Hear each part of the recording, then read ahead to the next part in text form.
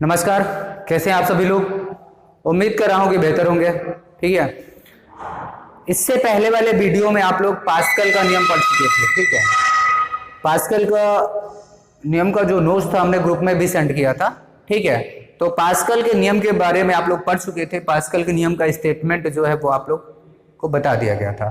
तो पास्कल का नियम क्या था, एक बार रिवाइज कर लेते हैं। पास्कल का नियम क्या था कि अगर किसी भी परिबद्ध द्रव में कोई दाब लगाया जाता है तो वो दाब जो है बिना क्षय हुए द्रव में सभी दिशाओं में समान रूप से वितरित हो जाता है ना। ये बताया गया था आपको कि अगर किसी भी परिबद्ध द्रव में आप कोई भी दाब लगाएंगे, द्रव के किसी भी भाग पे कोई दाब लगाएंगे तो वो संपूर्ण द्रव में वितरित हो जाएगा, वो भी बिना क्षय हुए। कहने का मतलब जितना दाब एक भाग पे लगाएंगे आप उतना ही भाग दूसरे भाग पे आपको मिल जाएगा। ठीक है, जैसे कि आप अगर यहाँ पे कोई दाब लगाएंगे तो इस पूरे द्रव में उतना ही दाब लगेगा, इस पाइप में भी उतना ही दाब लगेगा, यहाँ भी उतना ही दाब लगेगा और इधर की तरफ भी उतना ही दाब लगेगा। मतलब वही दाब पूरे द्रव में वितरित हो जाएगा।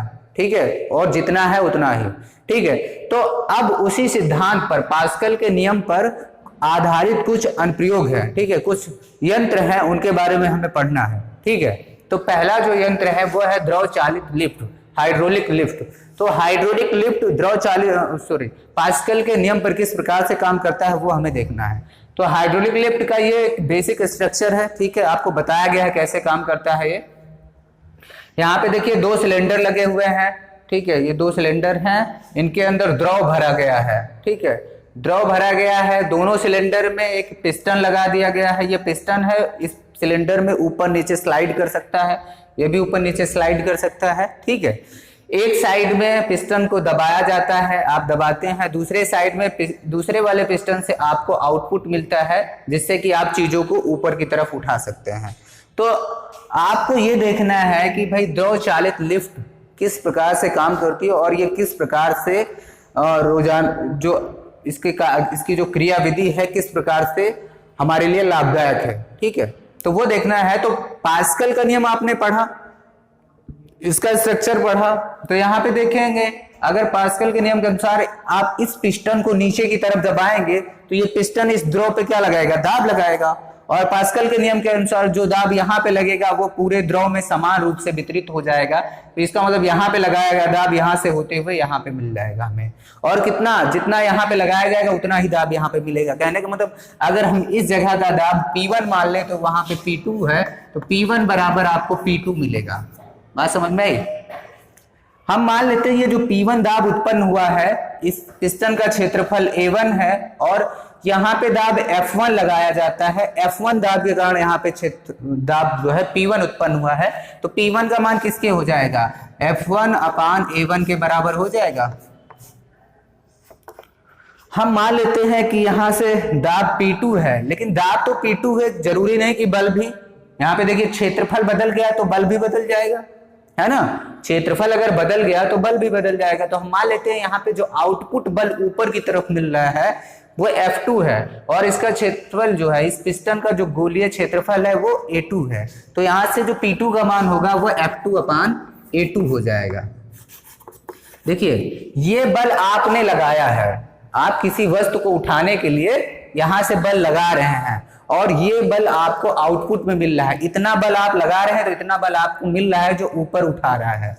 ठीक है, तो यहां से आप देखेंगे तो F2 का मान, F1 बल लगाने के बाद आपको F2 यहाँ पे कितना मिलेगा वो अगर आप देख लें तो F2 आपको कितना मिल जाएगा। देखिए F2 बराबर हो जाएगा A2 अपान A1 इंटू F1। ये हो जाएगा कि नहीं, F2 बराबर A2 अपान A1 अपान F1।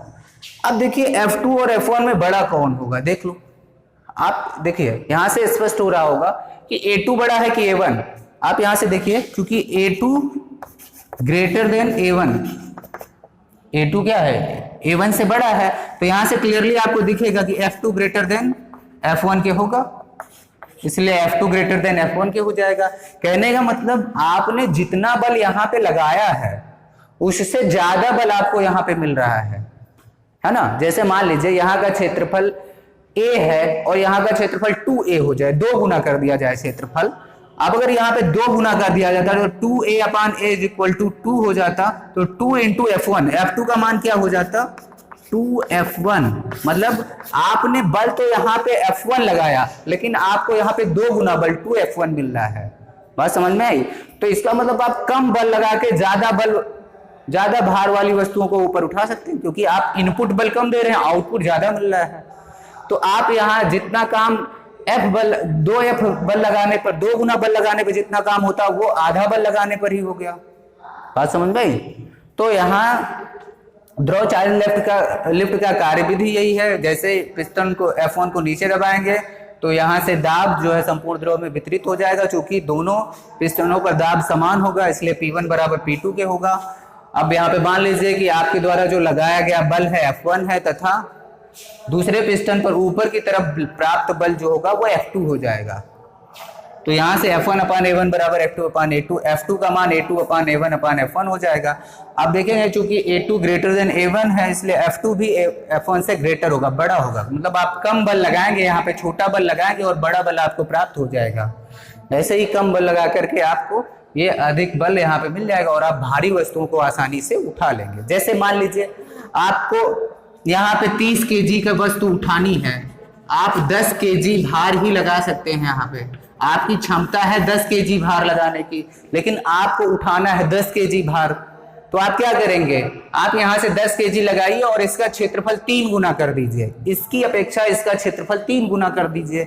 अगर आप यहाँ पे 3 गुना कर देंगे, 3A1 कर देंगे तो कैंसिल हो जाएगा, तो F2 बराबर 3F1 मिल जाएगा। F1 आपने 10 लगाया है तो F2 आपको 30 प्राप्त हो जाएगा। कहने का मतलब आपने 10 न्यूटन का बल लगाया, 10 kg भार लगाया और आपको 30 kg भार ऊपर की तरफ मिल गया, तो आप यहाँ से 30 kg वाले भार को ऊपर की तरफ उठा सकते हैं। बात समझ में आई? तो ये था द्रव चालित लिफ्ट, और इसी सिद्धांत पे आधारित एक और यंत्र है, वो द्रव चालित ब्रेक है, हाइड्रोलिक ब्रेक।